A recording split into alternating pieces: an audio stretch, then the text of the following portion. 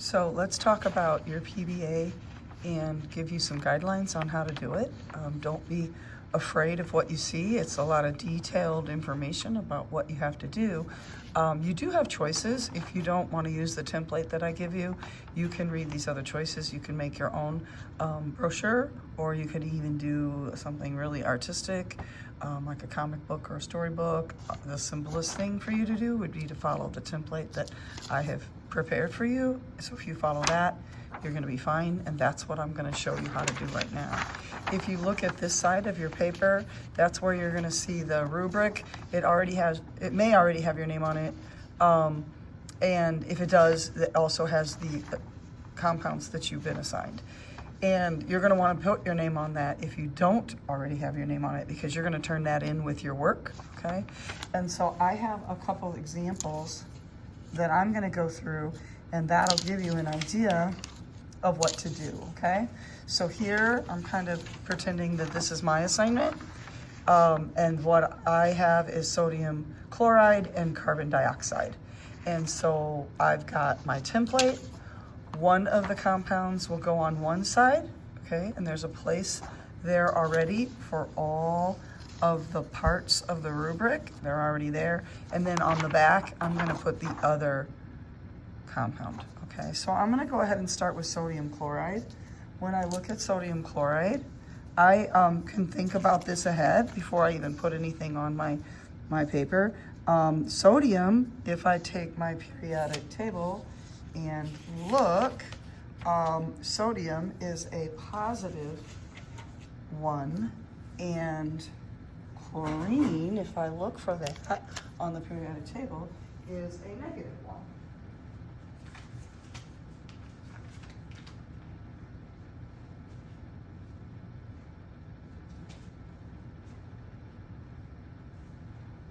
You're going to want your notes, your periodic table with the charges handy, and your polyatomic list, because your assignment could have a polyatomic in it. It might, okay? So you want all of that information with you to do the work, okay? And of course you can look online as well. So when I do this one, I'm gonna pre-plan and think about it. I know that sodium is a positive one, chlorine is a negative one and becomes chloride. So positive one, negative one, that's gonna cancel. This is an easy one. That's gonna be my formula. Carbon dioxide, I should know already, that's gonna be a covalently bonded compound because it has the Greek prefix. Carbon 2 is di, so that's my formula. So now I know this is my ionic compound, this is my covalent compound. So I'm gonna have my work paper. Now I'm gonna do this in pencil. If I was turning it in, I'd probably go back over a good part of it with maybe a pen. But for me, I tend to make a lot of mistakes, so I'm gonna work in pencil if I'm doing this. So here's my first side. I'm gonna do sodium chloride, and it says for me to put the formula. So the formula is NaCl, okay? The compound name is what they gave me. It is sodium chloride. Now here's where I'm gonna be doing like an atom inventory, okay? So what do I have? I have sodium,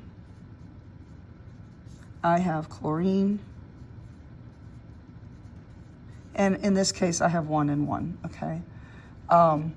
And then we want to do the Lewis dot structures of the elements. Now you can look this up online, however, you have this work in your stamped work, and you have the first several elements from the periodic table right there.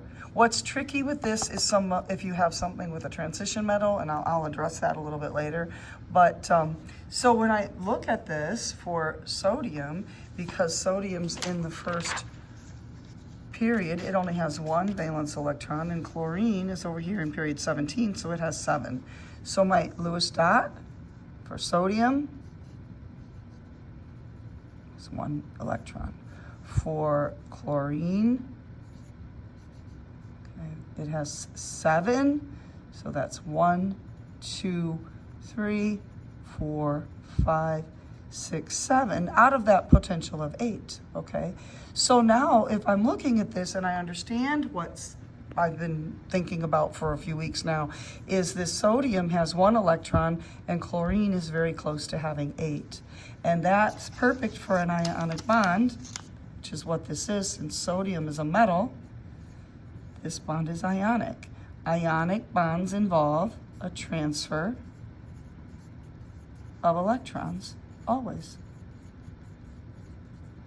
And the metal is the one that's going to give away an electron. This sodium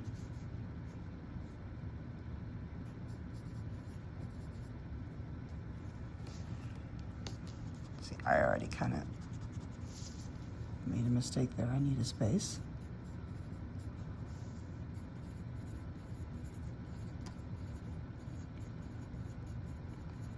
Now for this situation, the metal's going to lose 1 electron. You might just want to say the metal loses electrons, okay?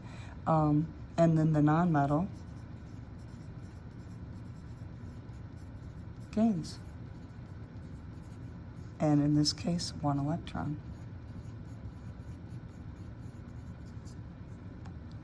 So when I have a model of the compound, what you want to do is you want to show what's happening. How did that occur? Well, the Lewis dot structures for a simple compound are great to use. So I can say, okay, here's my Lewis dot, here's my chlorine, 1, 2, 3, 4, 5, 6, 7.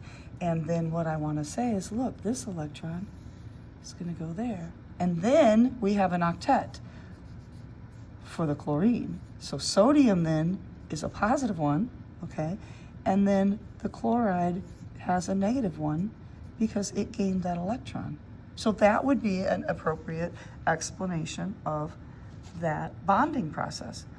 Another thing, if you want to show a crystal lattice network, then you know that we've done that before.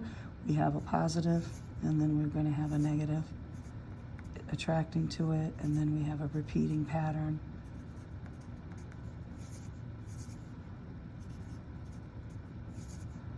I'm not being too neat because I need to get a lot in this video, okay? Now, physical and chemical properties of sodium chloride, you can look that up, okay? Sodium chloride is table salt. Uses for it, there it is. It's in the ocean naturally. We use it as table salt. So that pretty much, for this one, covers all of the things that we need. What did we do? Let's look at our rubric. Did I have a chemical formula? I do. Do I have the names and the number of atoms? Oh, I do, okay? Lewis diagrams of the elements? Yes. Lewis diagrams or some kind of a model of my compound explaining how that happened? Yes, okay, it's right there.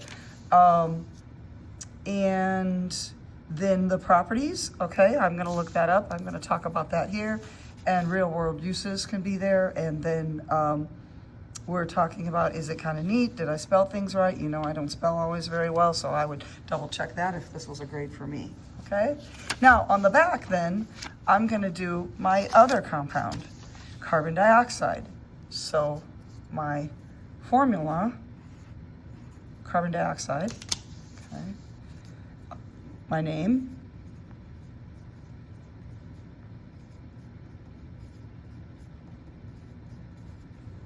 and then I'm going to do my atom inventory. I have carbon. And of course, I have oxygen. 1 and 2. The Lewis dot structures of my elements. Again, you've got that if you've saved all your stamps. Carbon is right here. It's going to have 4 valence electrons.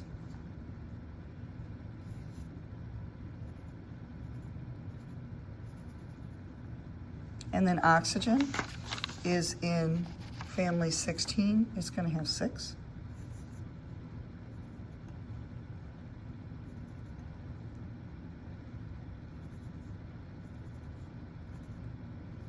Okay. So carbon and oxygen are nonmetals. That tells me that that's a covalent bond. It also, I knew it was a covalent bond as soon as they gave me a name with di. I knew that. Okay, so this is a covalent bond. We call those molecular compounds, okay?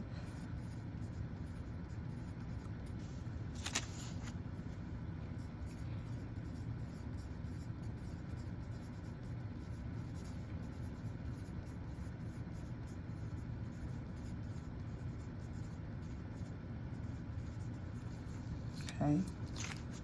And then I can explain what's happening here. With a covalent bond, these electrons are being shared. Now what's happening here, I'm going to have two of these oxygens. Here and here, oxygen is looking to take some electrons. So the process of this is this oxygen would love to have two electrons, but carbon is not going to totally relinquish those electrons. So these two electrons are going to come over and they're going to be shared between the carbon and an oxygen. And a second oxygen is going to come along and share those other two, okay? So we know that this is shared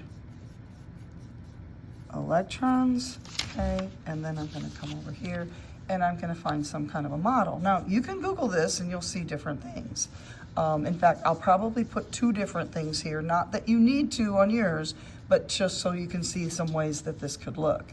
Now, one way it can look is I'm going to, like I told you, I'm going to go ahead and show my carbon, and two of those electrons are going to be shared over here for the oxygen, and that gives this oxygen a sense of having 8, even though it doesn't get to keep those electrons all the time. And then the second oxygen is going to do the same thing. These other two electrons are going to be over here sharing with the other oxygen, and then it had 6 electrons, and with the part-time ownership of those two from carbon, it senses that it has 8. So this is one way that you're going to see a Lewis dot structure of a compound, okay? You know how to do Lewis dot structures of elements. Eating up my paper there. So here, that's one way you can see that. Now, another way that that's drawn is once these electrons are being shared, they draw a line there. So we've got carbon, okay? And carbon, since carbon is sharing 2 electrons with that oxygen, we would draw 2 lines in that direction and 2 lines in that direction, and then we'd have an oxygen here and an oxygen here. And these lines represent the bonds or shared electrons. Okay. So, and what happens here is when these electrons are being shared, carbon is also looking to have that sensation of having 8. So some of these electrons are going to slide over here.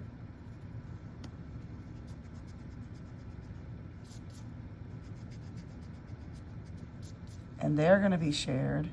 And then 2 of these 2 are also going to come over here and be shared. So really a more appropriate way to draw that is to show the fact that carbon also wants to share some of oxygen's electrons. So you've got a shared pair of electrons here and here. Those are your 2 lines, okay? You might also see a combination of these 2 ways of showing a bond where you have the carbon, you've got these lines, that represents 2, 4, 6, 8 electrons, and then these other electrons will be shown on the oxygen. So if you're looking it up online and you see that, that's okay too. That just shows oxygen has its own electrons, and now these are the electrons in pairs that it's sharing with carbon, okay? So there's different ways to show that, okay? You could also show the molecule, and carbon dioxide, it is a straight molecule like this. Not that you would need to know that, but if you're looking it up, you're gonna see that. And so you have carbon, and then it's going to have 2 oxygens with it. And then identify, these are shared electrons that are holding that molecule together. Here's your carbon, and these are your oxygens. So there's a variety of ways you can show a model of that compound. You don't need 1, 2, 3, 4 ways, you need one. Also then, you're gonna look this up online. What are some properties of carbon dioxide? We know it's a gas. We know it's part of air. Okay. And is it used for anything in industry? Oh yeah, it certainly is. You would find a lot if carbon dioxide was yours, okay? So that's the first example that I had. I have another example that I kind of prepared to talk about that's a little more complicated, because this one, this is I would say that's a pretty easy one, okay? So I made myself another assignment, and this time, it's a little more complex. And again, there's a limit to how much we expect you to know about some of these models once it's in the form of a compound. Okay? Here, let me get another paper. So this time, I'm gonna look at my assignment. I've got calcium hydroxide. Calcium's a metal, that tells me something right there. And I've got dihydrogen monoxide. Now that is going to be a covalent bond, okay? So I am gonna start out doing some pre-planning work. I'm gonna look up calcium on my periodic table. Okay. It's a +2. Hydroxide's on my polyatomic list. Everybody should still have that. That saves you time Googling and accidentally getting the wrong thing. It's a -1. +2 with a -1. Okay. That means you're gonna have parentheses in your formula here, okay? Dihydrogen monoxide, your covalent bond, that's gonna have 2 hydrogen and 1 water. Oh, look, doesn't that look familiar? 2 hydrogens, 1 oxygen, and you see it, it's water. I said water immediately when I started to write that. So that's water, okay? So now I'm gonna get my paper, my template paper. I've got, I'm gonna start with the ionic one.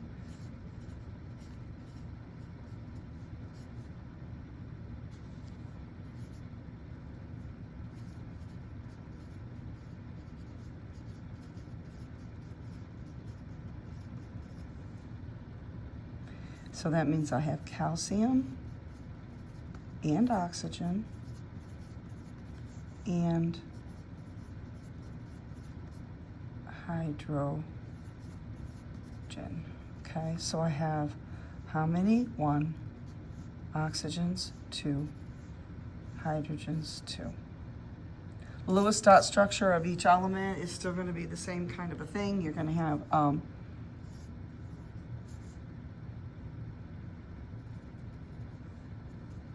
we did oxygen on the other one. It has 6. 1, 2, 3, 4, 5, 6, okay? And then the other one is hydrogen, and it just has 1, okay? And what type is this? Okay, it's gonna be similar to what you said before. I'm not repeating that because this video is gonna get way too long, okay? Type of bond is ionic. Now, when it comes to doing a model for this, there's a few different things you can do. You did the crystal lattice before when we did assignments, so you could show that our calcium is a +2.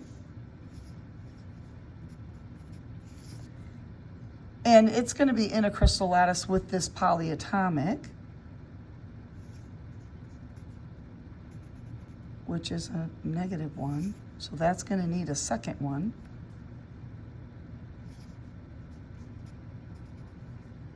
Okay. And so we've kind of lumped that together to talk about that as a polyatomic ion. That's okay. You could build a crystal lattice like that. If you look, I actually looked up strontium hydroxide. I wanted to show something smaller, and I looked this up, and this is the stuff that just in an image search that I found. Look, I found some help with the formula if I needed it, okay? Strontium's a +2, just like calcium. And then here, it actually shows me this is the Lewis dot structure of the hydroxide ion. And there it shows that it's got a negative charge. So this would be useful. I could show this. This has got a negative charge because it gained an electron from the strontium or from the calcium. So I could show this. I've got calcium, which is a +2, okay? And it's gonna be with 2 of these.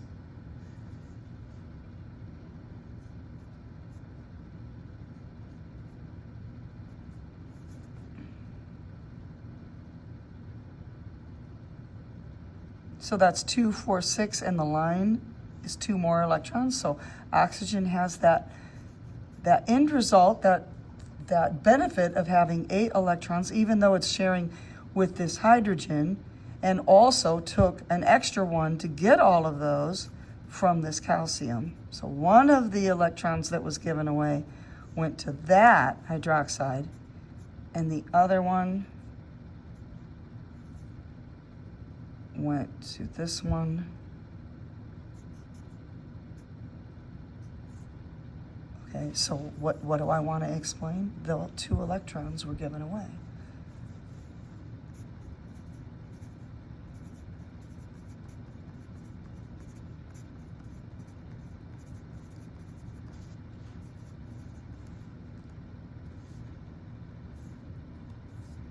Okay, so there's a few different ways, and it's okay to look things up.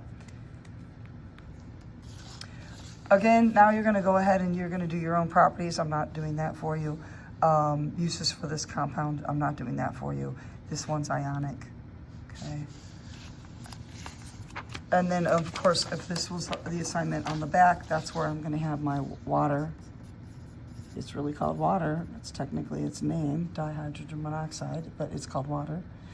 You're going to do your atom inventory there, okay? And then when we've talked about water, we know that water's a Mickey Mouse, okay?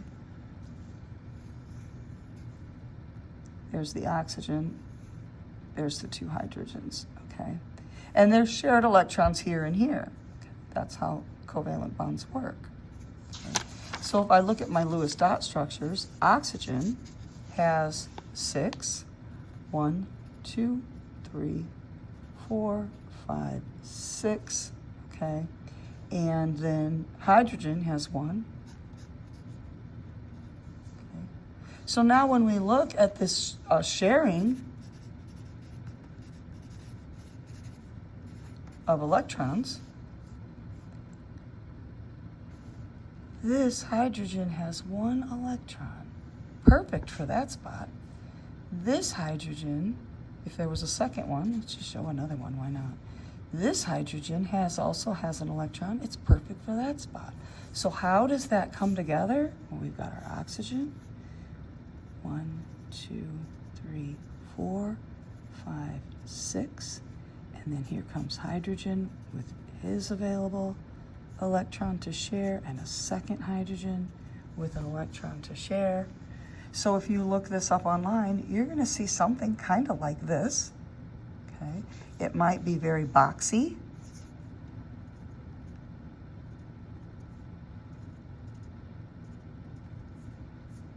And then it would show the hydrogen on one side and hydrogen on the other.